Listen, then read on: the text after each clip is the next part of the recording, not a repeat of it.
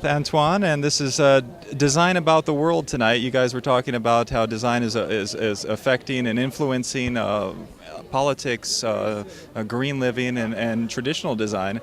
Tell us what you feel is happening right now in the industry and how luxury is also being redefined in many ways.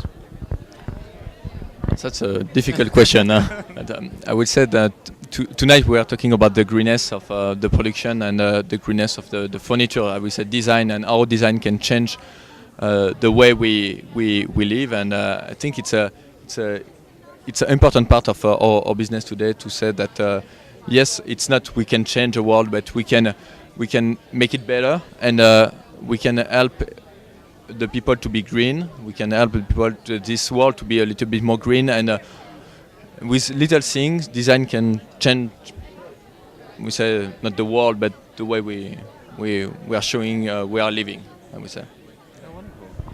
What do you think about luxury specifically? Do you think it's changing, or what people expect out of a certain type of design and the quality of materials?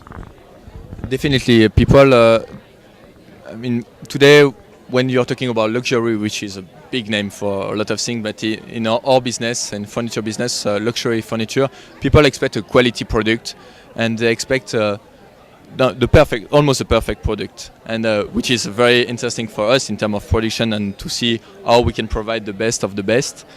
And people expect something different also. They don't want to have the same furniture as a neighbor, and when you go to a small manufacturer, you have more chance to have something we say almost custom made than a mass market product. And today people are more ready to pay the price for something custom made, who look like they want and they feel, than buying something, even if it's very nice, but buy something and very good quality, but buying something that everybody can have on the street, and you just cross your neighbor and say, oh, you have the same shoes, and something like this. So yeah. Hey, you touched on a wonderful thing, that people are much more aware of artisanship, which has been around actually for centuries in Europe. But like you said, when Americans pick something up, they blanket the whole country, just goes with it, and they influence each other and bring something new to light. So that's a great strength of America. We said that when the American realize that something is going on the right side or the wrong side of, they say, okay, let's change this. You can change this very quickly, and I like the energy you put on. We were discussing about the greenness and the sustainability.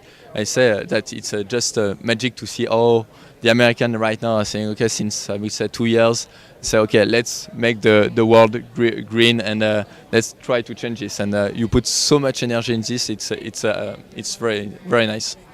Yeah, it is. And now with the Kyoto Treaty back on the table, I think we'll join the World Forum in a lot of ways. Yeah, so it's more politics things. I would say if people really want to change, we don't need a treaty. Yes, it will be much better if everybody can be on the same page. Yes, will be much better. But I think if already citizens will change something, it's great. Yeah, it's from the ground up in a lot of ways. And going back to your career, what's next for you? What's on the table? Anything that we can expect, or any hints of what's happening? For me, I'm just arriving, so I'm here since I'm just moving from Paris to New York like 2 years ago. So it's brand new for me. I hope that I will stay like a few years more, a couple of years. 5 years, I hope. It's a great country. I know almost nothing about the US, such a great big country. So I will stay there and grow up with the market here with Roset USA, and following the company and see how we can change a little bit the world together in terms of design, and try to make the furniture business a little bit more contemporary in the US. Cool. That was a wonderful statement, and thank you for being with us on Cultural Diplomat, and we'll catch up with you in New York, hopefully. Thank you so much. Thank you so much. Ciao. I think this is a very interesting moment for designers. I think, frankly, they're being challenged in a way that they haven't been in a long time. I think the designers have probably gotten away with just producing stuff, for the longest time, much of it which is attractive, Mama, appealing. I do want to talk. don't talk, I don't talk. Okay, can you just wait a moment and then Can you we'll, just we'll wait? do Let me a separate finish my interview. answer. Let me just finish my answer. But there is so much that's pressing that calls for designers' ingenuity, whether it be car design, creating the car of the future or the two-wheel vehicle of the future, somehow solving our transportation problem, whether it be affordable housing, whether it be smaller housing. We discussed this evening the need to go smaller, particularly in the US. Whether it be sustainable house designs, whether it be furniture, whether it be new fabrics and textiles. Mama, now can I talk? No, you have to wait till I finish, darling. No, whether it be designers in the broadest sense, such as planning, whether it be transportation planners, whether it be people who are trying to make sense of having megalopolises of 20 million people and how you're going to fit everybody in, whether it be people who are thinking on a macro scale about how to deal with the enormous amounts of pollution being generated in fast developing countries. I mean, there are so many challenges that all call for design ingenuity, obviously political ingenuity as well, obviously there's other factors.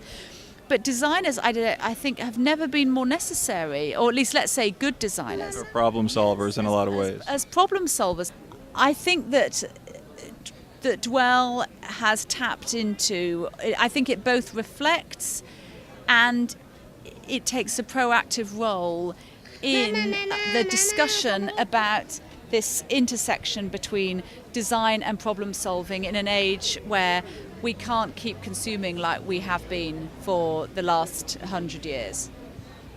Wonderful. That's really well done with your daughter in tow. I really appreciate you being with us. You're welcome. I hope I gave you what was useful. I hope that she'll be an icing on the cake rather than a painful distraction. I think it'll tie in nicely. The only thing I would suggest is get her an agent.